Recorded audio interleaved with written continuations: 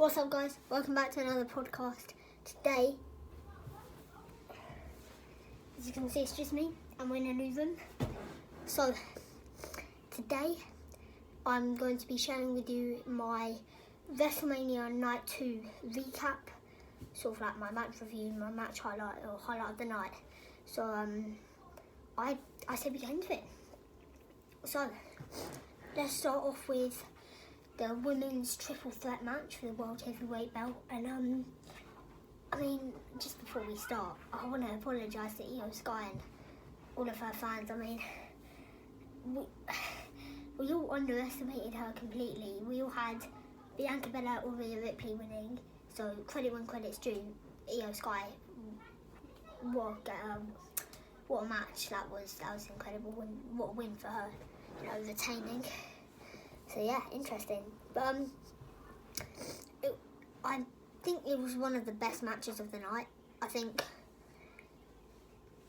it was just finish after finisher, and you never quite knew who win. I thought Bianca Belair was going to win, but obviously not. So yeah, but I'm going to give you some ratings out of 10 today for each match for night 2. Change it up a bit from yesterday's night 1 recap. So I'm going to give it a 7 out of 10. It was an amazing match.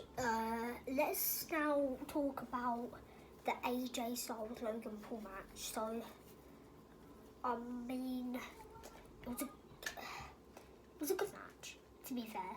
And obviously I knew that Logan Paul would win. I thought AJ Styles would put him over 100%, but it was a good match again. I think Logan Paul showed signs of, kind of like being a good wrestler. He's very good. He's amazing in the ring, to be fair. So if I had to rate it out of 10, maybe a 6. It was a normal match. AJ, Logan, 2 future Hall of Famers. Or, hopefully Logan Paul will, because I think he's a fantastic wrestler. And then we have, what was the next? The next match was the Sin City Street Fight. To be fair, for me, it wasn't really a street fight. It was just more of like a Extreme Rules match kind of thing. I don't think it lived up to the hype. I was very happy that Drew McIntyre won.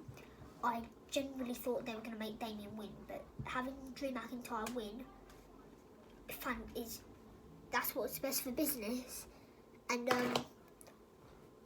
overall, it was a good match, to be fair, but it wasn't really giving me these, this street fight kind of vibes. So if I had to rate out of 10 for it being a Sin City street fight, I'm going to be honest, it's hard to call, but I'll give it like a 6 out of 10. But I was happy that Drew McIntyre won. Let's move on to the women's tag team match. So that was I'm trying to think now. That was Liv Morgan, Raquel Rodriguez versus Laura Valkyria, and was meant to be Bayley. Bayley got attacked on night 1. My prediction was Becky Lynch. My dad's prediction was, I'm trying to think what he said now, Chelsea Green. Stanley's prediction was Ivy Nile or Dakota Kai, or someone who was also going for the IC belt. Turns out it was Becky Lynch.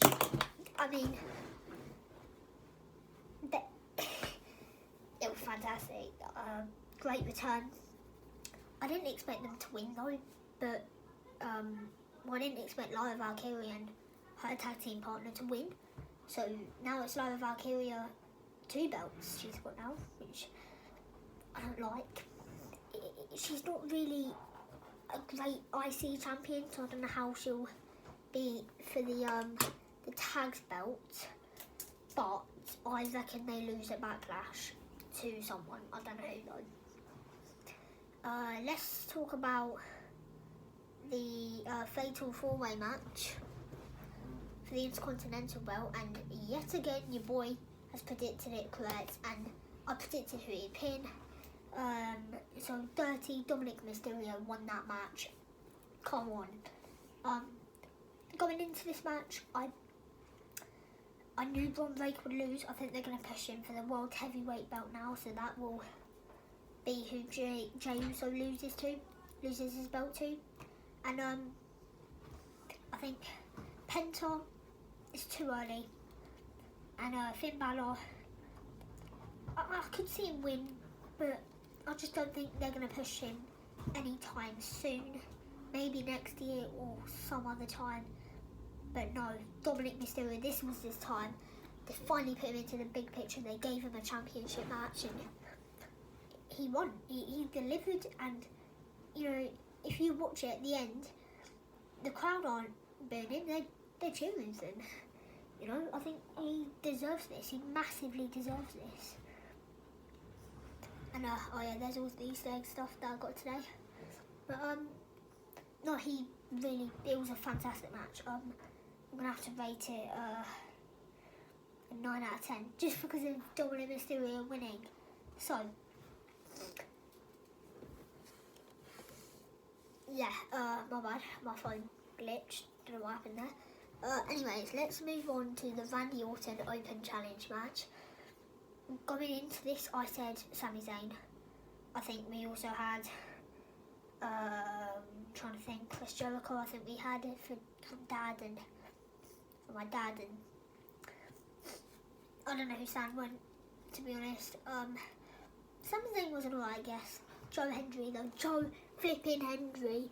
Say his name and he'll appear. He appeared at WrestleMania.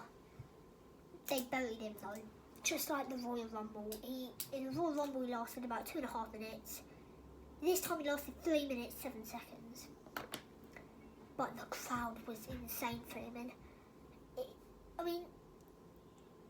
I'm just going to give it a 10 out of 10 for Joe Hendry.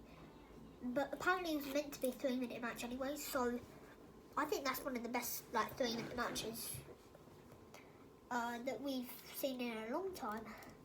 But yeah, I think it was a fantastic match, which also now brings me on to the main event of night 2, which was also a fantastic match. I think coming into this, we all said as a team prediction, John Cena is winning. I thought The Rock would appear. He did. Travis Scott was there, and he was quite good. I think he did quite well. He did what he was meant to do. But I think the way John Cena won, you know, the referee was knocked out. He had the belt, you know, hit Cody in the head, with it, and it was a great match, and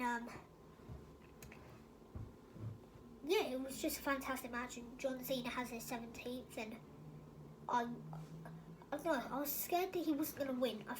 Watching the match last night, I had a weird feeling that Cody was going to win, but no. John Cena wins his 17th title, and he's tied with Ric Flair. Fantastic. Now, I think let's focus on my highlight of the night. That is going to be Joe Hendry. And I think as a whole team, you know, with my brother and my dad, I think we all have to agree it's Joe Hendry.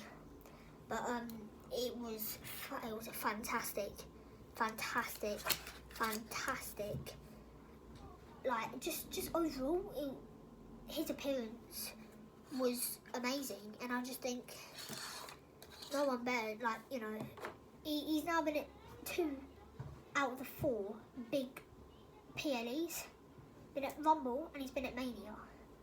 And I think there's a rumour his contract expires in the summer, so he's bound to be at SummerSlam, and I reckon he'll be at Survivor Series. So he'll do all 4 big PLEs. But yeah, that is my WrestleMania Night 2 recap.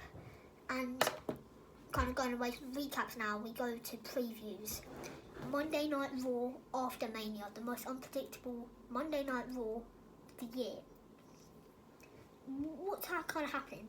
So I'm just gonna say some things that I've read over the last couple of days, and kind of just share to you who's kind of going to be on that show tonight actually, and so yeah, let's get into it, shall we? So before we start, there is no confirmed matches. There's no announced matches. So going into this, we don't know what the matches are going to be.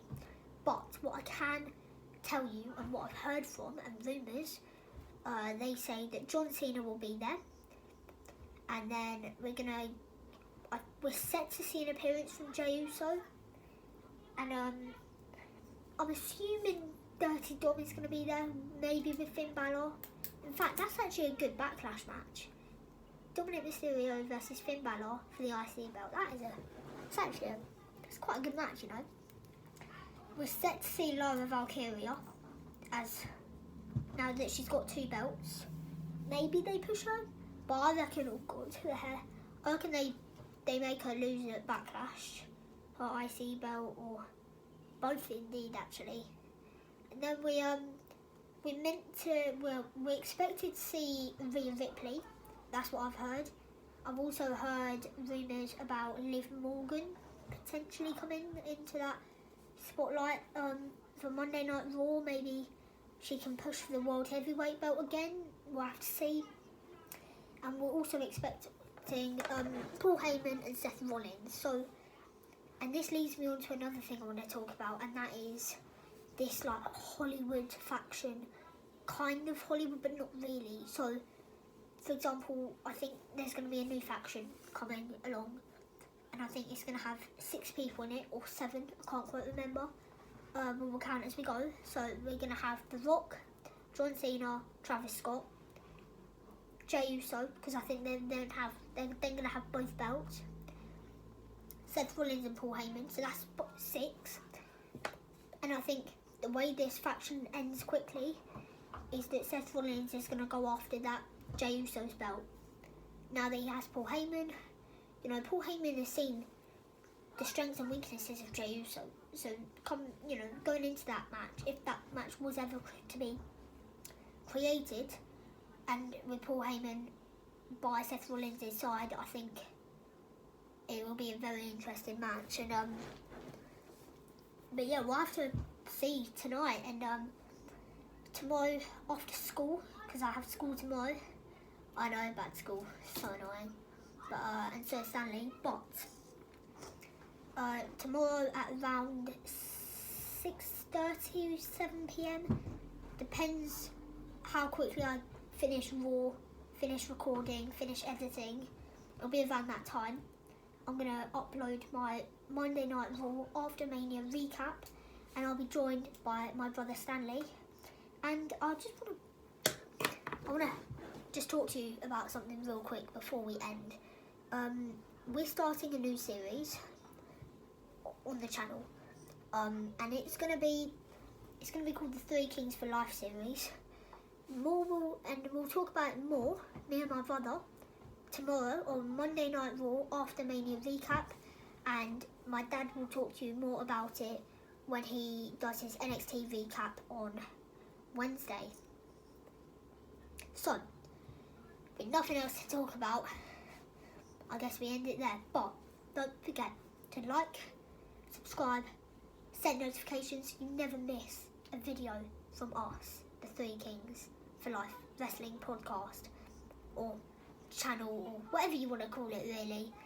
And don't forget to comment your predictions for Monday Night Raw After Mania, and I'll see you tomorrow for Monday Night Raw After Mania recap.